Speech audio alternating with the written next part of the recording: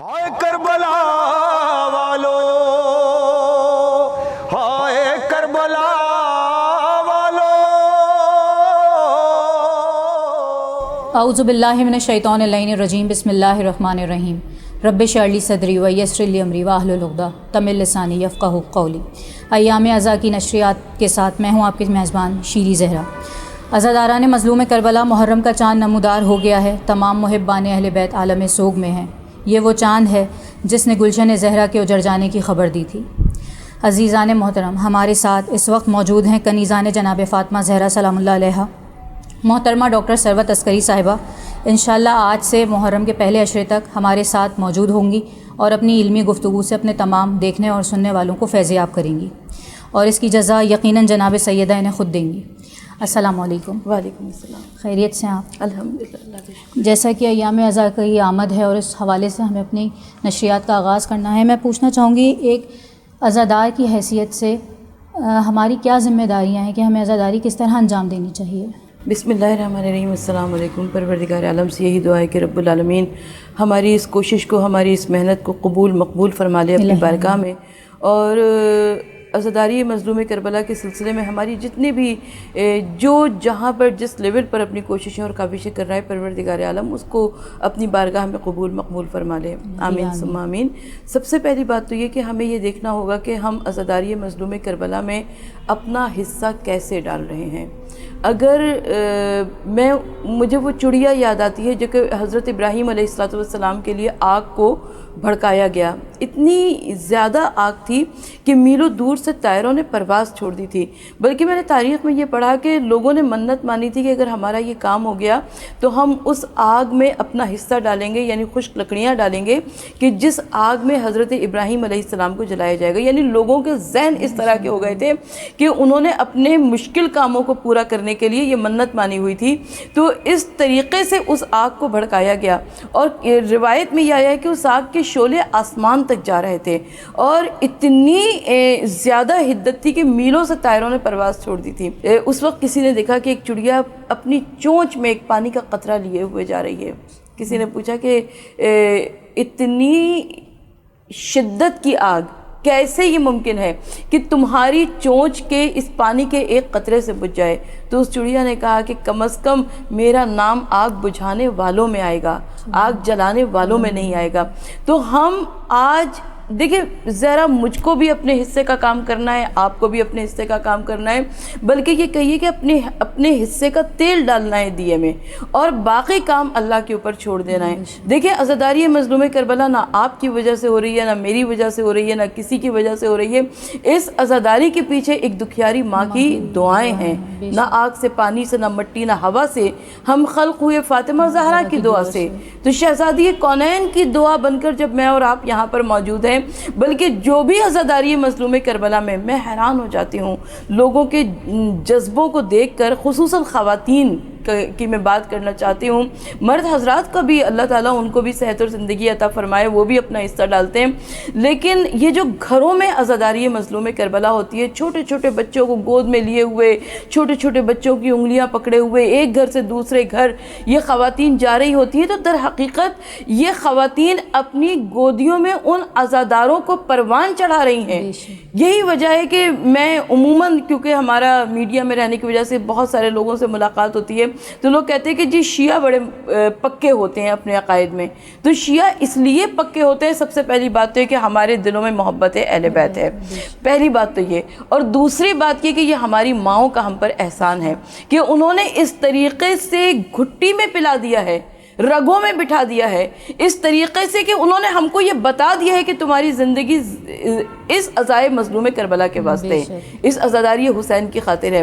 تو یہی وجہ ہے کہ ہم دیکھتے ہیں کہ ہمارا بچہ بھی، میں یہاں پر کیا بات کروں کہ ہم دیکھتے ہیں کہ کبھی عاشورے کے جلوس میں بم بلاسٹ ہوا تو شاید طاغوتی قوتیں، باطل قوتیں یہ سمجھتی تھی کہ اب چہلم کا جلوس برآمد ہی نہیں ہو سکے گا، لیکن میں کئی فیملیز کو ایسے جانتی ہوں کہ وہاں پر ان کے گھر کے مرد جو کہ اس سے پہلے رسمی طور پر شرکت کیا کرتے تھے، یعنی وہ اپنے گھر سے گئے، ایک مقام سے انہوں نے جلوس کی زیارت کی اور واپس آ گئے، ان کو گھر کی عورتوں نے مجبور کیا کہ نہیں، اس مرتبہ جانا ہے اور ضرور جانا ہے، اور وہی ہوا۔ چہلم کے جلوس میں بھی بم بلاسٹ ہوا، بس پہ بھی بم بلاسٹ ہوا، پھر یہاں پر ہاسپٹل کے گیٹ پر بھی بم بلاسٹ ہوا، مگر الحمدللہ رب العالمین چہلم کا جلوس اسی شان و شوکت سے اٹھا، اسی طاقت کے ساتھ اٹھا۔ عزاداری مظلوم کربلا کو پروردگار عالم نے جو عزت و طاقت، اچھا 2 سال میں کووڈ-19 کے بعد سے، کیونکہ انٹرنیشنلی فلائٹ ساری بند ہو چکی تھیں اور ہم دیکھ رہے تھے کہ جو لوگ ہر سال چہلم کرنے کربلا جاتے تھے وہ نہیں جا سکے، تو محسوس یہی ہو رہا تھا کہ شاید اس مرتبہ مشکلات ہوں گی، لیکن اسی شہر کراچی میں نشتر پارک سے جو جلوس برآمد ہوا حسینیہ ایرانیان تک پہنچا، ایک فقید المثال مجمع تھا، اور ایسی عزاداری ہو رہی تھی کہ لوگوں کو یہ لگا کہ ہم 40 کرنے کربلا جایا کرتے تھے، اس دفعہ تو وہ خود 40 ہمارے پاس آ گیا، وہ کربلا، وہ نجف کے راستے خود ہمارے پاس آ گئے۔ تو یہ ایسی مثالیں ہیں، یہ ایک ایسی روح کو گرما دینے والی ایک طاقت اور قوت ہے کہ جس کی نظیر تاریخ عالم میں نہیں ملتی۔ بے شک بے شک بے شک، بہت خوبصورت آپ نے گفتگو کی۔ استقبال ماہ محرم کس طرح ہونا چاہیے؟ کیا ہم اسی طرح کر رہے ہیں جیسے ہمارے آج سے پہلے بزرگوں نے کیا، یا اس میں اب بہت معذرت کے ساتھ کیا کچھ ریاکاری بھی شامل ہے، یا اس پہ آپ کچھ تفصیلی گفتگو کریں؟ ضرور اس نقطے کے اوپر ضرور بات کرنی چاہیے، اس لیے کہ ہمیں اپنی عزاداری کو ریاکاری سے دور رکھنا ہے، ہمیں دکھاوے سے دور رکھنا ہے، نمود و نمائش سے دور رکھنا ہے۔ اچھا سوشل میڈیا کیونکہ بڑا اسٹرانگ ہو گیا ہے، سب کے ہاتھوں میں، بچے کے ہاتھ میں موبائل فون آ گئے ہیں، تو اس کی وجہ سے ہم یہ دیکھتے ہیں کہ ادھر مجلس شروع ہوتی ہے، میں مردوں کی مجالس کی بات کر رہی ہوں، خواتین کی مجالس کی بات نہیں کر رہی، تو نوحہ خان نوحہ خانی شروع کرتے ہیں اور وہ موبائل سے ویڈیو بننی شروع ہو جاتی ہے، تو یہ ایک ایسا منظر ہے کہ جو کہ ہمارے دلوں کو پریشان تو کرتا ہے، لیکن میرا یہ خیال ہے کہ عزاداری مظلوم کربلا گزشتہ دور میں بھی ہو رہی تھی، عزاداری مظلوم کربلا اس دور میں بھی ہو رہی ہے۔ اس دور کے تقاضے علیحدہ تھے، اس دور کے طور طریقے علیحدہ تھے، اور آج ہماری جنریشن جو غلطیاں کر رہی ہے، ہمارے لوگ جو غلطیاں کر رہے ہیں، میں دیکھتی ہوں کہ پہناووں میں بہت زیادہ بناوٹ آ گئی ہے۔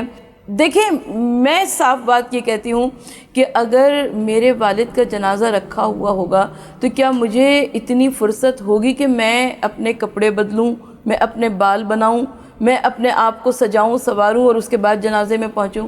میری سمجھ میں نہیں آتا کہ اس قدر تیاری کیوں ہوتی ہے محرم کے لیے۔ یہ ایام اضحیٰ سادگی کا مہینہ ہے، یہ ایام اضحیٰ ایک ایسا مہینہ ہے کہ جس میں ہم دنیا کو بتاتے ہیں کہ ہم عزادار ہیں۔ مظلوم کی طاقت ہے عزاداری شبیر، ظالم سے بغاوت ہے عزاداری شبیر۔ ہمیں اس عزاداری مظلوم کربلا کے ذریعے لوگوں کے دلوں کو ہلا دینا ہے، مگر ہمیں وہ نتائج نہیں مل رہے ہیں، باوجود اس کے کہ یہ ایک بہت بڑا ماشاءاللہ سے ہمیں موقع ملتا ہے اپنی بات کو پہنچانے کا، اور یہ عزاداری مظلوم کربلا ہمارے پاس ایک بہت بڑا پلیٹ فارم ہے کہ جس میں ہم اپنی بات کر سکتے ہیں، لیکن غلطیاں ہو رہی ہیں۔ ایک مختصر سے وقفے کا وقت ہے اور میں وقفے کے بعد پھر حاضر ہوں گی۔ کربلا والو، ہائے کربلا والو، ہائے کربلا والو، ہائے کربلا والو۔ وقفے کے بعد ہم پھر حاضر ہیں اور ہمارے ساتھ موجود ہیں ڈاکٹر محترمہ ثروت عسکری صاحبہ۔ ہم اپنی گفتگو کر رہے تھے 29 ذیقعد کے حوالے سے، ماہ محرم کی آمد کے حوالے سے، تو میں اب چاہوں گی کہ ان سے اور کچھ سوالات پوچھوں۔ جب محرم کا چاند نمودار ہوتا تھا تو اہل بیت کے گھرانے سے کس طرح معلوم ہوا کرتا تھا؟ دیکھیں یہ ایک ایسا تکلیف دہ سوال ہے کہ جس کا جواب دینا بہت مشکل ہے، اس لیے کہ حضرت امام علی رضا علیہ السلام کے دور میں سرکاری طور پر عاشورہ منایا جانے لگا۔ اس سے پہلے ہمیں دیگر ائمہ اہل بیت کی زندگانیوں میں عاشورے کا تذکرہ نہیں ملتا، کیونکہ بنو امیہ اور بنو عباس کا ظلم، استبداد، مظالم بہت زیادہ تھے، اور یہ گھروں کے اندر چھپ چھپ کر عزاداری مظلوم کربلا کیا کرتے تھے۔ لیکن اس کے باوجود اس عاشورے کے دن کو اس طریقے سے اس کا اظہار کیا گیا کہ اہل مدینہ کہتے ہیں کہ ہم محرم کا چاند کبھی آسمان پر نہیں دیکھتے تھے، بلکہ امام جعفر صادق علیہ الصلوۃ والسلام کے گھر سے جب گریے کی، رونے کی صدائیں بلند ہوا کرتی تھیں، تب ہمیں معلوم ہوتا تھا کہ محرم کا چاند نمودار ہو گیا ہے۔ تو یہ جو محرم کا چاند ہے، یہ یقیناً ہمارے لیے بہت زیادہ فکر اور معرفت لے کر آتا ہے، اس لیے کہ تمام ائمہ طاہرین نے امام علی مقام امام حسین علیہ السلام کے بعد اور اس سے پہلے بھی، کیونکہ امام علی مقام عالم زر میں خدا سے وعدہ کر چکے تھے، عالم طفلی میں نانا سے وعدہ کر چکے تھے، شہزادی کونین جناب فاطمہ الزہرا سلام اللہ علیہا کے گھر میں ان واقعات کربلا کا تذکرہ ہوا کرتا تھا، بلکہ امام علی مقام کی ولادت سے قبل ایک مرتبہ رسول خدا صلی اللہ علیہ وآلہ وسلم تشریف لے گئے، دیکھا کہ ان کی پیاری بیٹی جناب فاطمہ الزہرا وضو کر رہی ہیں اور گریہ کرتی جا رہی ہیں، آنسو بہاتی جا رہی ہیں۔ تو اللہ کے رسول صلی اللہ علیہ وآلہ وسلم نے فرمایا، کہا کہ فاطمہ مجھے معلوم ہے کہ تمہارے شکم میں جو بچہ ہے وہ نہایت ظلم کے ساتھ، جبر کے ساتھ، مظلومیت کے ساتھ شہید کیا جائے گا، لیکن اے فاطمہ صبر کرو، جو رضائے رب ہے اس میں راضی رہو۔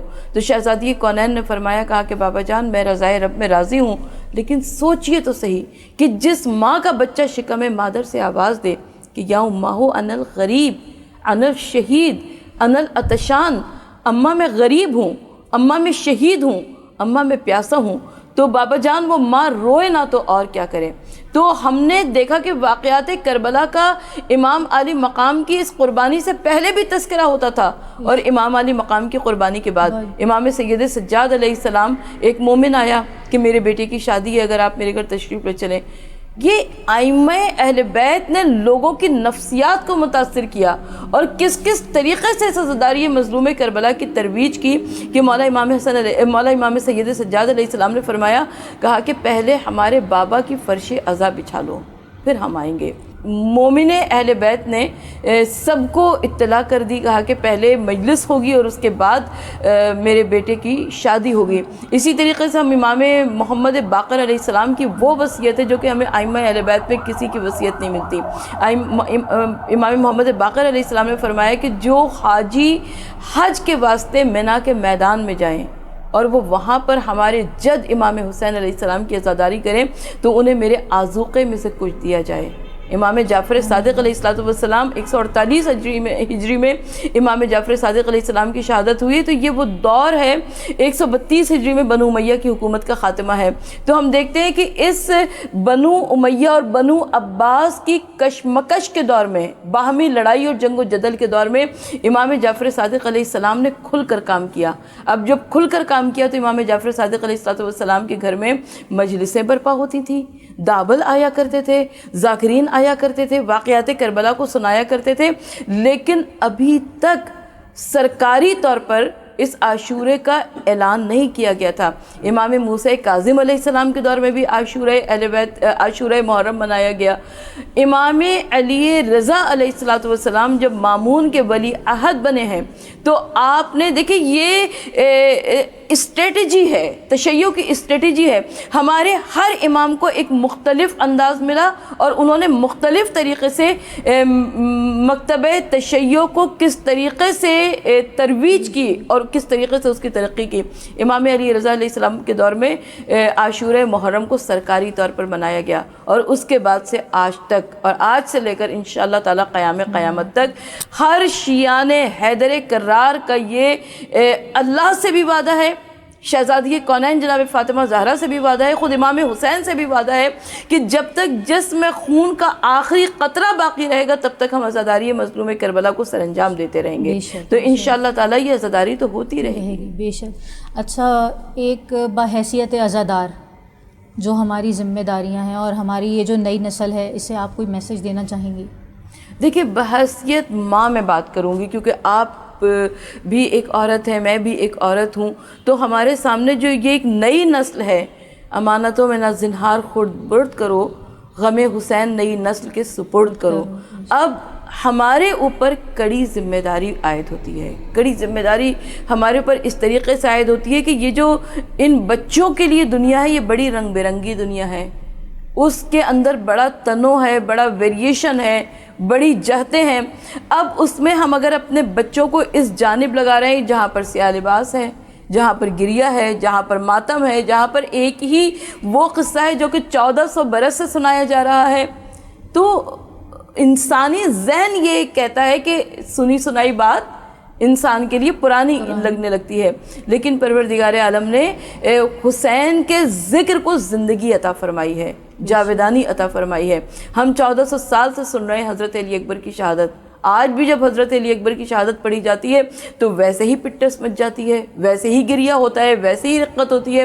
تو یہ خدا نے دی ہے، زندگی دی ہے، جاویدانی دی ہے. اب بطور خواتین، اور میں باپ کو بھی اس ذمہ داری سے مبرہ نہیں قرار دیتی، اس لیے کہ باپ کا کام اپنے بیٹوں کو، ماں تو بچے جب تک چھوٹے ہیں تب تک اپنے ساتھ رکھ سکتی ہے نا، اس کے بعد تو باپ کا کام ہے، باپ اپنے ساتھ لے کے جائے اپنے بچوں کو. تو ہمیں ان بچوں کے اندر، ان کی روح کے اندر عزاداری مظلوم کربلا کو سمو دینا ہے، اس طریقے سے سمو دینا ہے کہ انشاءاللہ تعالی دنیا کی آلودگیاں، دنیا کے کسی بھی قسم کی کوئی مسائل ان بچوں کے ذہن پر اثر انداز نہ ہو سکیں، اور یہ امام حسین علیہ السلام کے عزادار بن کے رہیں. بے شک بے شک، بہت خوبصورت گفتگو رہی ہماری آپ کے ساتھ محترمہ ڈاکٹر ثروت عسکری صاحبہ. اسی کے ساتھ مجھے اور ہماری ٹیم کو اجازت دیجیے، انشاءاللہ پھر اگلے پروگرام میں ملاقات ہوگی. خدا حافظ. جس گھڑی جانب کربلا زائروں کا گیا قافلہ، روضہ شیخ بے سار